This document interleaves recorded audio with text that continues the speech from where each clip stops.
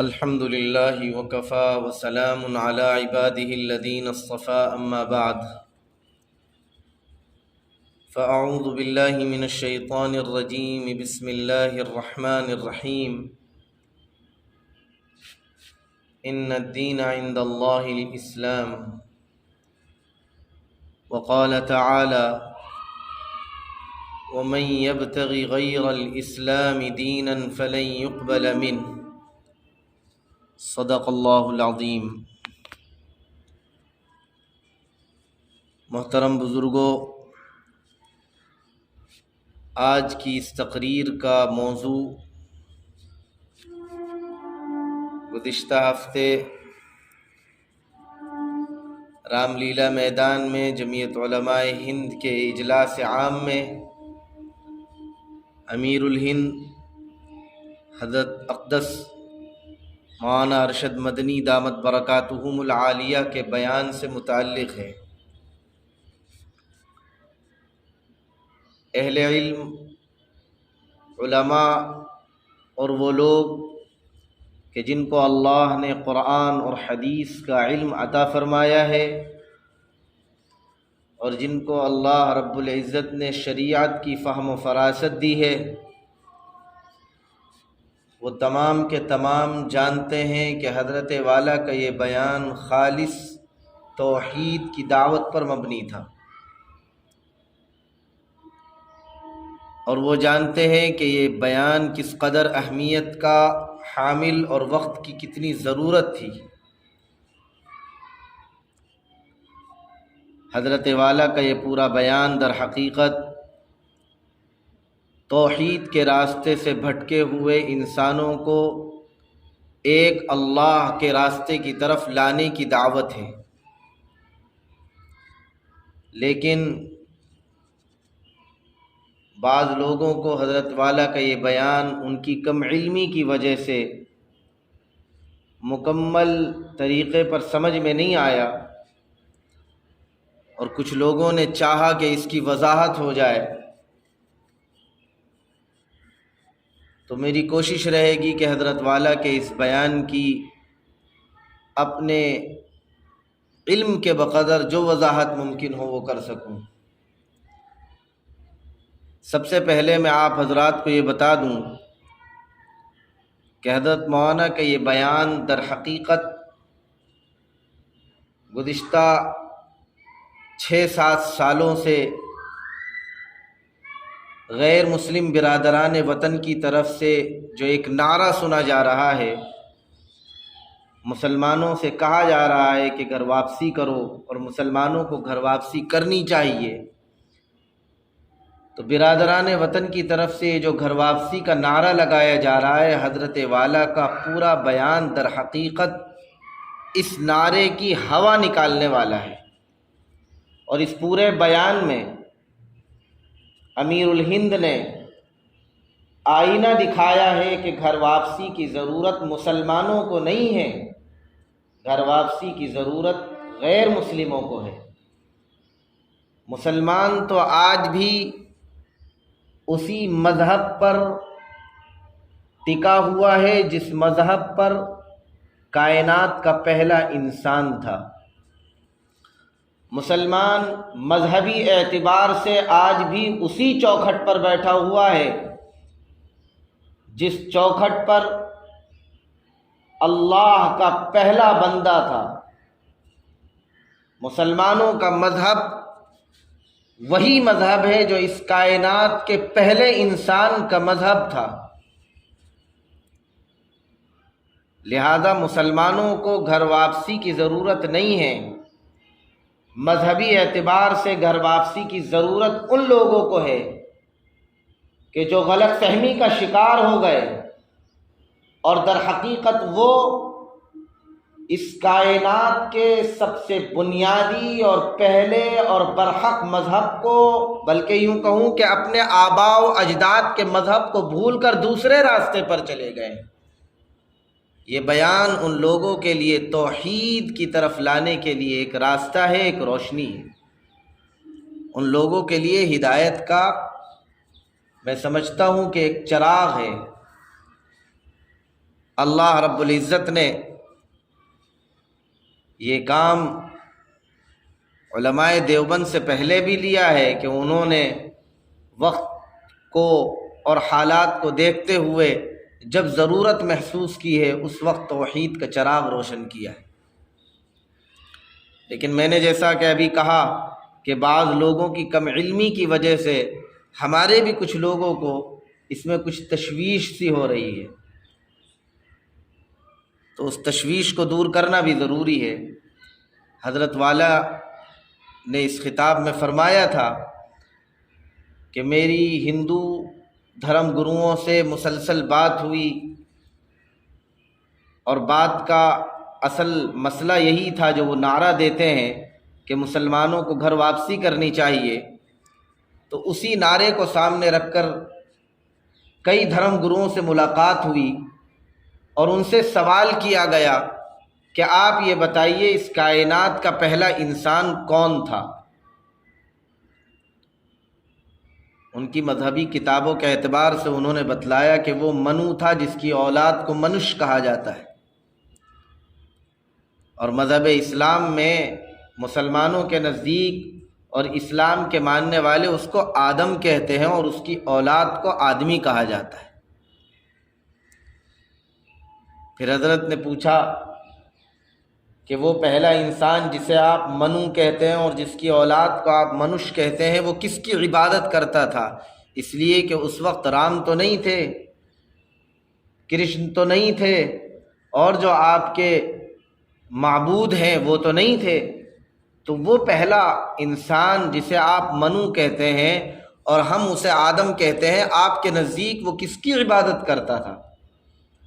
تو چونکہ اسلام کے ماننے والوں کے پاس تو آسمانی کتاب ہے جس میں یہ وضاحت کے ساتھ موجود ہے کہ اللہ ایک ہے اور وہی بندگی کے لائق ہے، اور اسی کی پوجا کی جا سکتی ہے، اسی کے آگے سر کو جھکایا جا سکتا ہے، وہی کائنات کا نظام چلانے والا ہے، وہی دن اور رات کا مالک ہے، وہی زندگی اور موت کا مالک ہے، اسی نے کائنات کو اور کائنات کے اندر موجود ہر چیز کو بنایا ہے، اسی نے زمین کو بچھایا ہے، آسمان کو بلند کیا ہے، وہی ہے جس کی وجہ سے دریاؤں میں روانی ہے، اور وہی ہے جس کی وجہ سے زمین میں چاروں طرف غلے اگائے جا رہے ہیں اور اگ رہے ہیں، وہی ہے کہ جس نے چاند اور سورج کو روشنی عطا کی، وہ ایک اللہ ہے اور وہی بندگی کے لائق ہے۔ آپ بتائیں کہ آپ کے مذہب کے اعتبار سے منو کس کی عبادت کرتا تھا؟ تو چونکہ ان کے پاس کوئی مذہبی کتاب تو تھی نہیں، لہذا بہت معلومات کرنے کے بعد کچھ لوگوں نے، بڑے دھرم گروؤں نے بتایا کہ منو اوم کی عبادت کرتا تھا۔ اب یہ اوم چونکہ ہمیں معلوم نہیں، آپ کے مذہب کے اعتبار سے یہ اوم کیا ہے، تو انہی سے پوچھا گیا کہ آپ اوم کا تعارف کرائیں، اوم کیا ہے؟ تو انہوں نے کہا اوم ایک ہوا ہے، ایک فضا ہے جو موجود ہے، اور وہی کائنات کا نظام چلانے والی ہے، اور وہ اکیلی ہے، اس جیسا کوئی نہیں، جو بھی وہ کچھ کہہ سکتے تھے۔ حضرت نے کہا یہی تصور اللہ کا، اللہ کے بارے میں ہمارا تصور بھی یہی ہے۔ ہم بھی کہتے ہیں کہ اللہ ہر جگہ موجود ہے،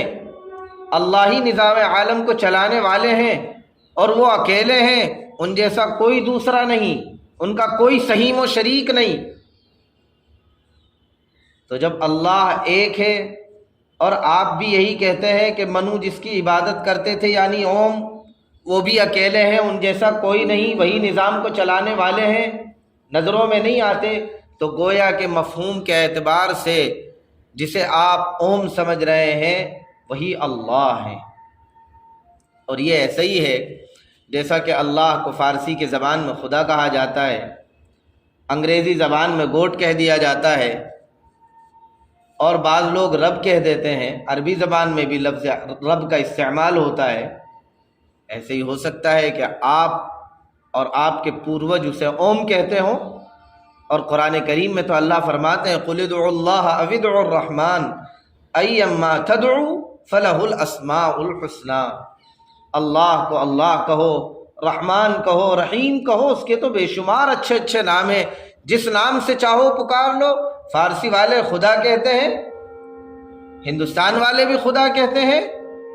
عرب زبان میں اللہ کہا جاتا ہے،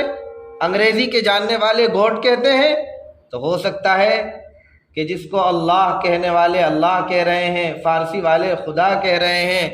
ہم اردو کے جاننے والے خدا اور اللہ کہہ رہے ہیں، اور انگریزی کے جاننے والے گاڈ کہہ رہے ہیں، اسی کو آپ لوگ اوم کہہ رہے ہو، اور منو آپ کے بقول اسی کی عبادت کرتے تھے۔ تو آپ سمجھیے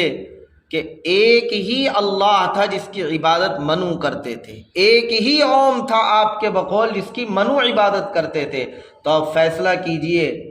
کہ مسلمان مذہب برحق پر ہے یا نہیں، مسلمان اس مذہب پر ہے یا نہیں کہ جس کا اقرار اور جس کو لے کر اس دنیا کا پہلا انسان آیا تھا، اور سوچئے اور بتلائیے کہ گھر واپسی کی ضرورت مذہبی اعتبار سے مسلمانوں کو ہو یا آپ لوگوں کو۔ یہ در حقیقت حضرت کا سوال تھا، اور اس سوال کے آگے کوئی جواب نہیں ہے، اس لیے کہ برادران وطن کی جو مذہبی کتابیں ہیں، ویدوں میں صاف طور پر آپ پڑھنا چاہیں تو پڑھ سکتے ہیں، موجود ہے ویدوں میں کہ اللہ ایک ہے، وہی پوجا کے لائق ہے، بلکہ ویدوں میں یہاں تک لکھا ہوا ہے کہ جو ایک خدا اور ایک رب کے علاوہ کی عبادت کرتے ہیں وہ سب اندھیرے میں ہیں، بھٹکے ہوئے ہیں۔ یہی بات قرآن کہتا ہے، یہی آپ کی کتابیں کہتی ہیں، اور حضرت کا یہ پیغام ایسا ہی ہے جیسا کہ کفار مکہ کو جب رسول اللہ صلی اللہ علیہ وسلم نے دین اسلام کی دعوت دی اور یہ بتلایا کہ آپ آخری پیغمبر ہیں اور آپ اللہ کے بھیجے ہوئے رسول ہیں، تو کفار مکہ کہنے لگے ہم آپ کو رسول نہیں مانتے، ہم آپ کے لائے ہوئے دین کو دین برحق نہیں مانتے۔ تو پھر اللہ نے قرآن کریم میں اپنے حبیب کو حکم دیا کہ حبیب یہ ابھی آپ کو پیغمبر نہیں مانتے یا آپ کے لائے ہوئے دین کو دین برحق نہیں سمجھتے، تو آپ ان سے یہ کہہ دیجئے کہ چلو جو باتیں تمہارے مذہب میں بھی ہیں اور ہمارے مذہب میں بھی مشترک ہے پہلے ان پر اتفاق کر لیتے ہیں۔ یعنی جس بات کا حکم تمہیں تمہاری کتابوں میں ملا، توریت میں اور انجیل میں دیا گیا، اور اسی بات کا حکم ہمیں قرآن کریم میں دیا گیا ہے، تو جو باتیں تمہاری مذہبی کتابوں میں موجود ہیں وہ باتیں جو ہماری مذہبی کتابوں میں بھی موجود ہیں، آئیے پہلے ہم ان باتوں کو لے کر ایک پلیٹ فارم پر آ جائیں۔ تعالوا الی کلمۃ سواء بیننا وبینکم الا نعبد الا اللہ ولا نشرک بہ شیئا ولا يتخذ بعضنا بعضا اربابا من دون اللہ۔ یہ بات تو عیسائیوں کی کتاب میں بھی ہے، یہودیوں کی کتاب میں بھی ہے، قرآن کریم میں بھی ہے۔ اللہ کے نبی کو حکم دیا گیا، پیغمبر ان یہود و نصارہ سے کہیے کہ ٹھیک ہے وہ باتیں جو تمہیں سمجھ میں نہیں آ رہی ہیں وہ ان کو ابھی چھوڑ دو، جو باتیں تمہاری مذہبی کتابوں میں بھی موجود ہے اور ہماری مذہبی کتابوں میں بھی موجود ہے، آؤ پہلے اس پر ایک ہو جاتے ہیں، اور وہ کیا ہے؟ الی کلمۃ سواء بیننا وبینکم، وہ کیا ہے؟ اللہ نعبد الا اللہ۔ تمہیں بھی حکم دیا گیا تمہارے پیغمبر کی طرف سے، تمہاری اوپر جو کتاب تمہارے پیغمبر کے واسطے سے اتاری گئی اس میں اللہ نعبد الا اللہ، کہ اللہ کے علاوہ کسی کی عبادت نہ کرو۔ ہمیں بھی حکم ہے کہ اللہ کے علاوہ کسی کی عبادت نہ کی جائے۔ ولا نشرک بہ شیئا، اللہ کا کسی کو شریک نہ بنایا جائے۔ تمہیں تمہاری کتابوں میں حکم دیا گیا، ہمیں ہماری کتابوں میں حکم دیا گیا۔